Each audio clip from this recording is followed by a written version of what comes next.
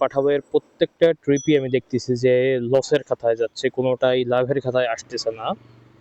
একে তো বাইকের উপর এই করের ঝামেলা, তেলের দাম বেশি, তারপরে হচ্ছে পাঠাওয়ের এই ঝামেলা, মানে সব মিলে আর কি রাইড শেয়ারিং আসলে একটা দুর্বিষহ পেশার নাম হয়ে দাঁড়াইছে। ট্রিপ কম, ভাড়া কম, খাটুনি বেশি, পকেটে ইনকাম কম। Thank you, thank you. আসসালামু আলাইকুম everyone, welcome to my YouTube channel and Facebook page Moto Mistry. আপনাদের সকলকে স্বাগতম সম্পূর্ণ নতুন আর একটা ভিডিওতে। আজকের ভিডিওটাও হচ্ছে হলো একটা রাইড শেয়ারিং ভিডিও। আজকে এখন ঘড়িতে সময় বাজে সকাল 9টা বেজে 36 মিনিট। আজকে একটু লেট করে বের হয়েছি, কারণ সকাল থেকে অনেক বৃষ্টি ছিল, যার কারণে বেরোতে একটুখানি লেট হয়ে গেল। একটুখানি না, আসলে ভালো লেট হয়েছে।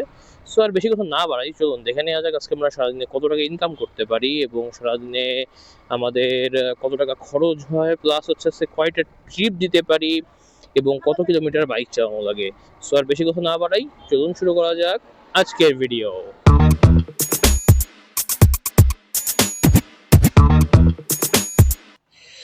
যাবেন কোথায়? ওকে,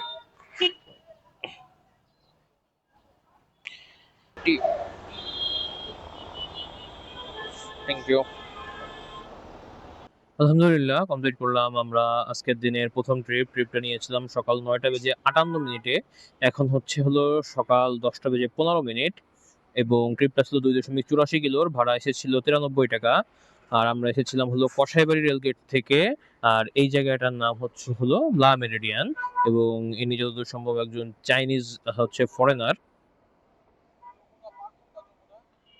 সোজা যে বামে ফ্লাইওভারে উঠে যান।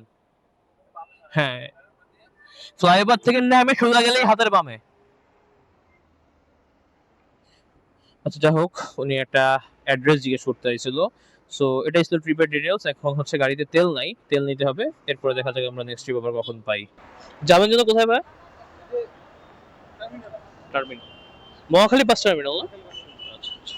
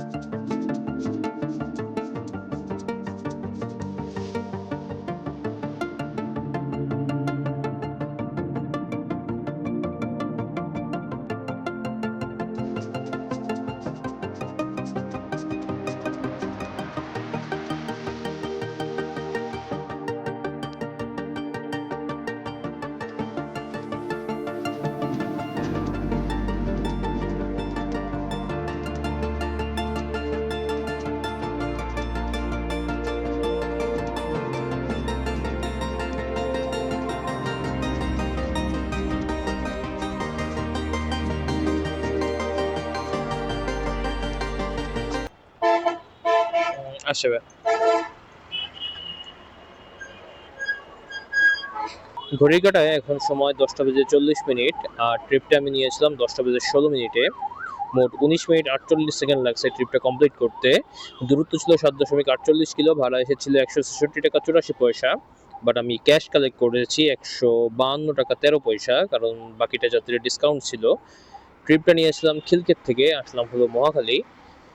আর এরপরে দেখা যাক আমরা নেক্সট ট্রিপ আবার কখন পাই। তবে তেলটা নেওয়া হয় নাই, যেহেতু মহাখালী পর্যন্ত আসার ফুয়েল ছিল, তাই এখন এইখান থেকে যাব হচ্ছে হলো ফুয়েল নিতে। দেন দেখা যাক আমরা নেক্সট ট্রিপ আবার কখন পাই। ঘড়িতে এখন সময় 11টা বেজে 17 মিনিট। তখন নিয়ে নিলাম আজকের দিনের আরও একটা ট্রিপটা নিচ্ছে হলো মহানগর থেকে, যাব হচ্ছে হলো বনানী। বাকি ডিটেলস আপনাদের সাথে ওইখানে যে শেয়ার করতেছি। তবে আকাশটা মেঘলা হয়ে আসছে, আবারও আজকে বৃষ্টি এখন নামতে পারে। সো দেখা যাক আমরা আজকে কতক্ষণ কি রাইড শেয়ার করতে পারি। তবে এই বছর কিন্তু অনেক বেশি পরিমাণে বৃষ্টি হচ্ছে। গরম যে ফিলটা, যেটা কিনা গত বছর ছিল, সেই ধরনের ফিল কিন্তু এখন আর পাওয়া যাচ্ছে না। এই বিষয়ে আপনাদের কি মতামত অবশ্যই ভিডিওর কমেন্ট সেকশনে জানাবেন। যাবেন যেন কোথায় আপু?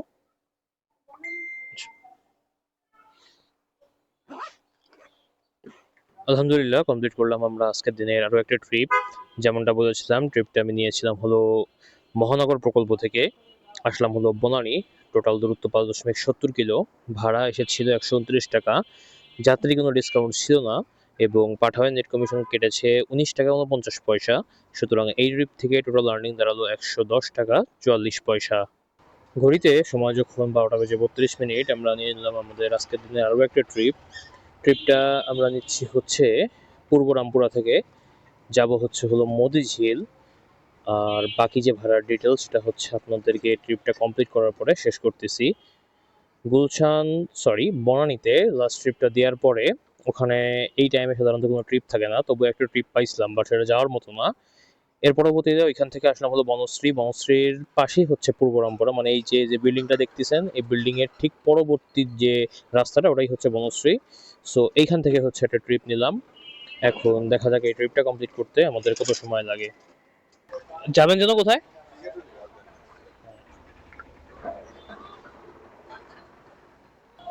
একশো চৌত্রিশ।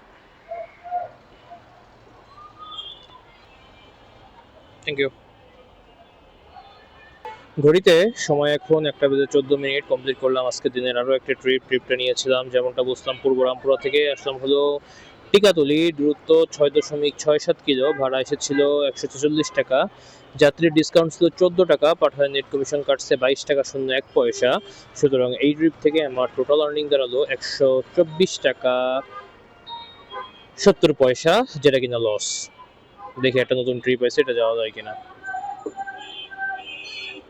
একটা ট্রিপ নিলাম, এটা হচ্ছে স্বামীবাগ থেকে যাবে মনে হয় বসুন্ধরায় অথবা যমুনা ফিউচার পার্ক, মানে লোকেশনটা ওই এরিয়ায় দেখাচ্ছে।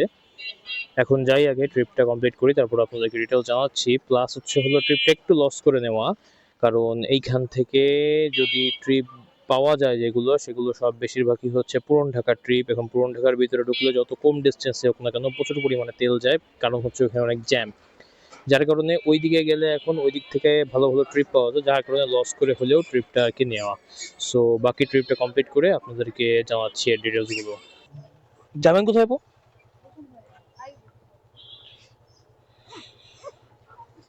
বেরোতে বলতে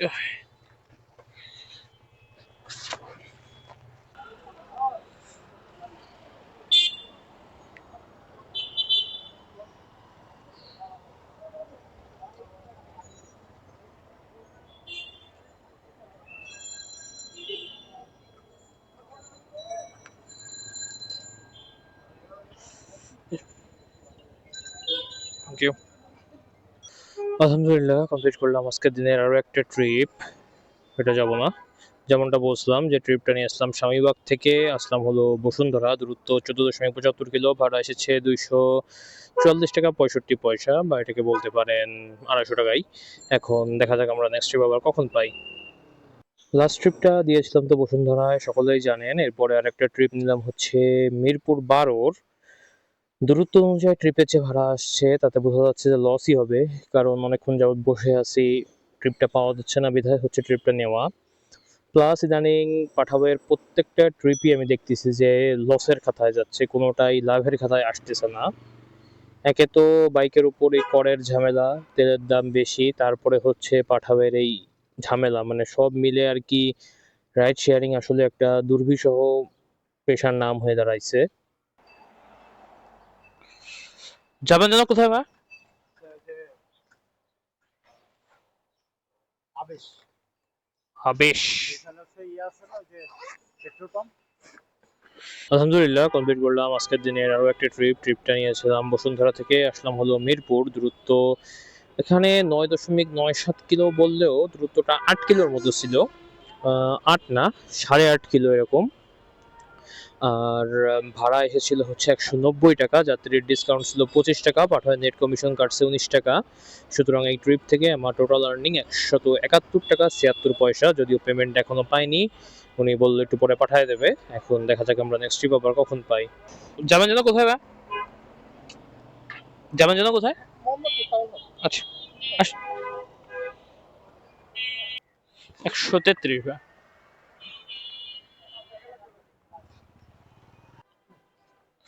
থ্যাংক ইউ। আলহামদুলিল্লাহ কমপ্লিট করলাম আজকের দিনের আরও একটা ট্রিপটা নিয়েছিলাম হচ্ছে মিরপুর থেকে আসলাম হলো মোহাম্মদপুর, দূরত্ব 6.78 কিলো, ভাড়া এসেছে 133 টাকা 26 পয়সা। ট্রিপটা নিয়েছিলাম 4টা বেজে 8 মিনিটে, ট্রিপটা শেষ করলাম 4টা বেজে 34 মিনিটে। যাবেন যেন কোথায় ভাই? বসুন্ধরা সিটি। আচ্ছা, 74 ভাই। না 500 খুচরা নাই, 100 হবে। হ্যাঁ হ্যাঁ,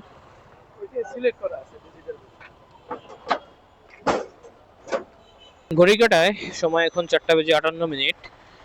লাস্ট ট্রিপটা দেওয়ার পরপরই আরেকটা ট্রিপ পেয়ে গিয়েছিলাম, সেটা হলো বিকাল 4টা বেজে 36 মিনিটে। ট্রিপটা নিয়েছিলাম হচ্ছে মোহাম্মদপুর থেকে, আসলাম হলো বসুন্ধরা সিটি। 4.20 কিলো দূরত্ব দেখালেও দূরত্ব হচ্ছে 3.80 কিলো এবং ভাড়া এসেছিল 90 টাকা এবং যাত্রীর ডিসকাউন্ট 18 টাকা, পাঠানোর নেট কমিশন 9 টাকা 03 পয়সা। সুতরাং এই ট্রিপ থেকে টোটাল আর্নিং 81 টাকা 22 পয়সা। এখন দেখা যাক আমরা নেক্সট ট্রিপ আবার কখন পাই।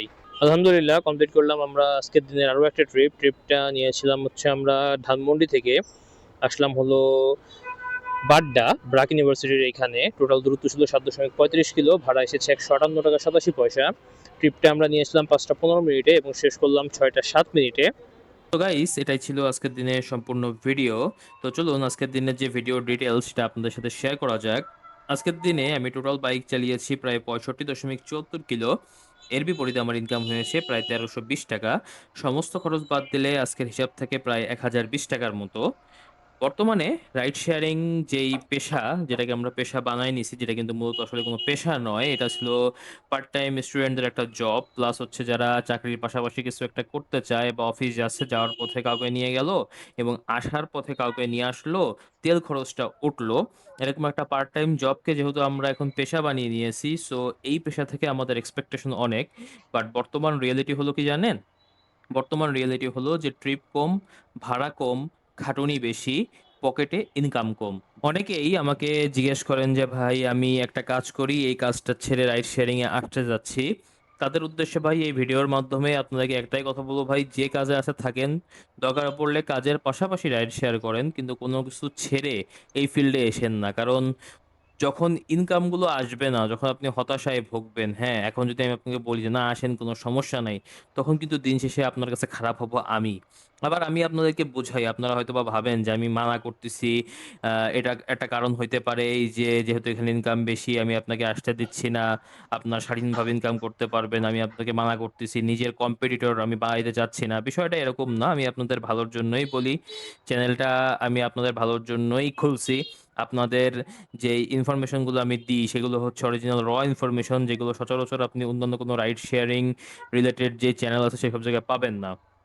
সো একেবারে যেই ফিলিং, সেই ফিলিংটা কিন্তু আমি আপনাদের সাথে শেয়ার করি এবং আপনাদের ভালোর জন্য সবসময় বলি যে বর্তমান যে পরিস্থিতি, এই পরিস্থিতিতে আইসেন না। যখন পরিস্থিতি ভালো হবে তখন আমি অবশ্যই বলবো যে আসেন, অসুবিধা নাই। তবু অনেকে বিশ্বাস করতে চান, অনেকে বিশ্বাস করতে চান না। সব মিলায়ে যদি কোনো কিছু ছেড়ে আসতে চান, আমি আবারও বলছি যে এসেন না, আপনারা কিন্তু হতাশ হবেন। তো যাই হোক, আজকের ভিডিও যদি ভালো লেগে থাকে তাহলে অবশ্যই ভিডিওতে একটা লাইক করে দিবেন এবং ফ্রেন্ডস এবং ফ্যামিলির মধ্যে শেয়ার করে দিবেন যদি ভিডিওটা বেশি ভালো লেগে থাকে। এবং যারা ইউটিউব চ্যানেল থেকে ভিডিওটা দেখছেন তারা অবশ্যই ইউটিউব চ্যানেলটিকে সাবস্ক্রাইব করে দিবেন এবং যারা ফেসবুক পেজ থেকে ভিডিও দেখছেন তারা অবশ্যই ফেসবুক পেজটিকে ফলো করে দিবেন। এবং যতক্ষণ পর্যন্ত আমি নতুন কোনো ভিডিও নিয়ে না আসি, ততক্ষণ পর্যন্ত সবাই ভালো থাকবেন, সুস্থ থাকবেন, সাবধানে রাইড করবেন। আল্লাহ হাফেজ।